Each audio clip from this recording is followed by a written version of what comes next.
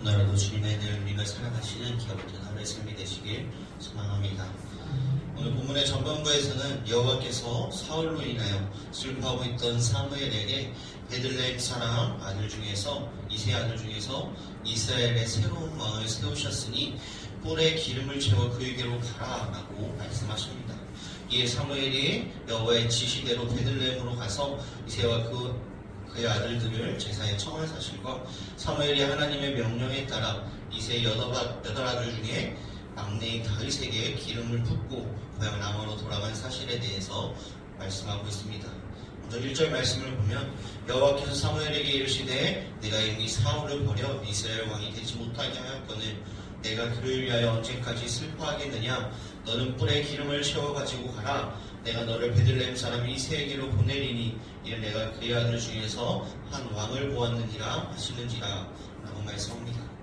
이스라엘의 초대 왕인 이 사울이 하나님의 뜻을 거역하고 버림받음으로 마치 하나님께서 허락하신 이스라엘 왕정제도가 실패했던 것처럼 보였습니다. 그러나 하나님께서는 이스라엘의 새로운 왕이 될 사람을 미리 이새의 집에 예비하여 두심으로 이스라엘 왕정제도가 계속 유지되도록 하셨습니다. 사무엘은 사울로 인하여 크게 슬퍼하는 모습을 통해 사무엘이 그만큼 사울에게 큰 기대와 소망을 가지고 있었던 것을 보여주고 있습니다. 사무엘에게 있어서 사울은 어떠한 자였나? 자기가 처음으로 기름을 부어 왕으로 세운 사람이었습니다. 그의 마음 가운데 사울에 대한 기대와 소망이 컸었을 것입니다. 하지만 사울이 실패하고 하나님께 버림을 받게 되었을 때 그만큼 슬픔과 실망도 컸습니다. 이러한 모습을 통해 우리는 사람에게 소망을 두는 것이 아닌 하나님께 소망을 두어야 함을 말씀하고 있습니다. 시편 146편 5절 말씀에 야곱은 이렇게 고백합니다. 야곱의 하나님을 자기의 도움으로 삼으며 여호와 자기 하나님에게 자기 소망을 두는 자는 복이 있도다라고 말씀합니다. 하나님께 소망을 두는 자는 결단코 실망하는 일이 없습니다. 왜일까요? 하나님은 완전하시며 실패가 없으신 분이시기 때문입니다. 야고보서 1장 17절 말씀에 보면 그는 변함도 없으시고 회전할 그림자도 없으시니라라고 말씀합니다. 사람들은 변하고 실패도 하지만 하나님은 변하지도 않으시며 실패도 없으신 분이심을 우리는 잊지 말아야 합니다. 그렇기에 우리는 사람에게 소망을 두어 실망하는 그런 삶이 아닌 하나님께 소망을 두어 기쁨을 누리는 그런 삶이 되시길 소망합니다. 잠언 3장 5절에서 6절 말씀에 보면 너는 마음을 다하여 여호와를 신뢰하고 내 명철을 의지하지 말라. 너는 범사의 그를 인정하라. 그러면 내 길을 지도하시리라 라고 말씀합니다. 우리의 삶 가운데 온전히 주님을 품고 그 품 안에서 온전히 주님을 누리며 살아가는 우리의 삶이 되어야 합니다. 또한 우리는 하나님의 평강을 온전히 세상에 전하는 자들이 되어야 함을 말씀하고 있습니다. 4절 말씀에 보면 사무엘이 여호와의 말씀대로 행하여 베들레헴에 이름에 성읍 장로들이 떨며 그를 영접하여 이르되 평강을 위하여 오시나이까 라고 말씀하고 있습니다. 사무엘이 여호와의 말씀대로 제사를 준비하여 베들레헴에 이르자 그 성읍의 장로들이 나와 영접하며 평강을 위해 온 것인지 묻는 것을 보게 됩니다. 아마도 베들레헴 사람들은 사무엘의 방문이 자신들에게 무슨 죄가 있어서 책망하기 위한 것은 아닌가 하는 그런 염려의 마음이었던 것이었습니다. 이에 사무엘은 5절에 평강을 위함이니라 라고 대답합니다. 또한 베들레헴 사람들에게 그들을 책망하러 온 것이 아님을 밝히고 있는 것을 보게 됩니다.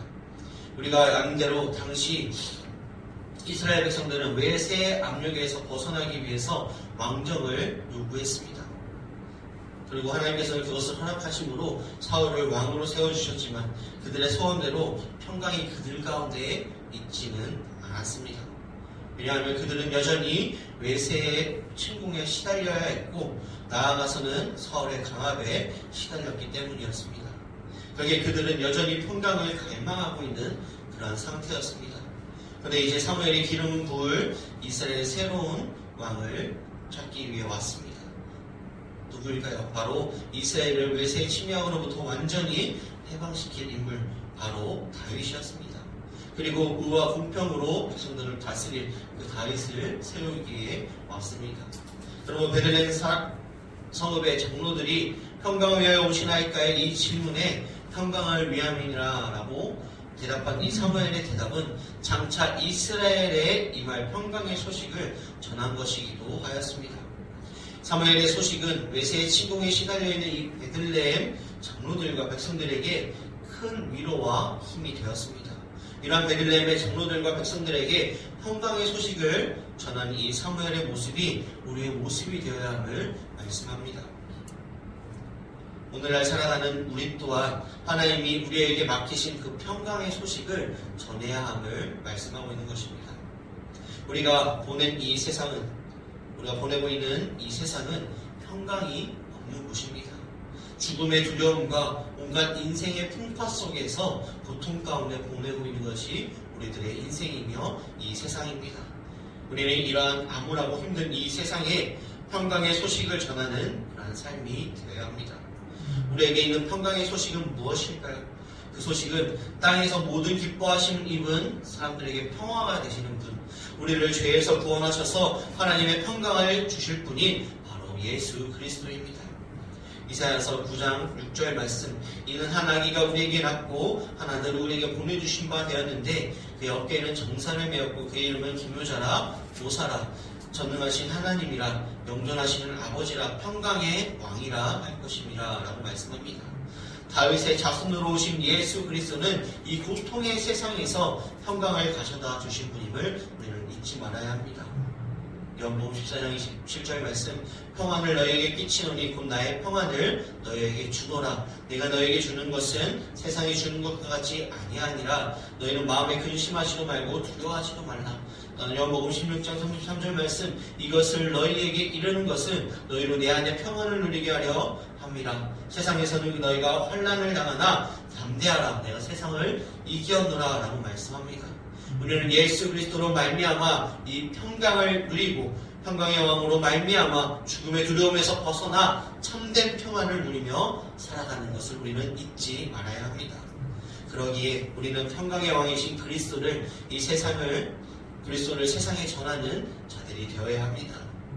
그러기 위해서는 우리의 마음 가운데, 우리 마음의 중심에 예수 그리스도를 품고 살아가는 우리의 삶이 되어야 합니다.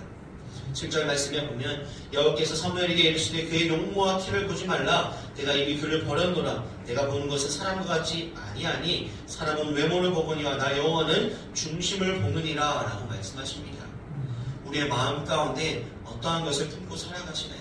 서두에서 이야기했던 것 같이 주님께서 주시는 그 평강을 바라보며 그 소망을, 주님께 소망을 품고 살아가고 계신가요?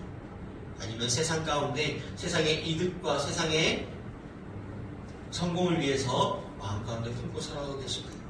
우리의 마음 가운데 온전히 주님만을 품는 그 품 안에서 온전히 평강과 평안을 온전히 누리며 살아가시는 우리의 삶이 되어야 합니다. 온전히 예수 그리스도께서 주신 그 평안을 누리며 살아가시는 우리 복된 성도님들 되시길 소망합니다. 말씀을 정리하고자 합니다. 우리는 우리 마음 중심 가운데 하나님께 소망을 두어야 하며 우리는 그 소망을 하나님께 둠으로써 누리는 그 평강을, 그 평강의 왕이신 그리스도를 가족에게, 이웃에게 온전히 전하며 나아가는 우리 삶이 되시길 소망합니다. 기도하시겠습니다.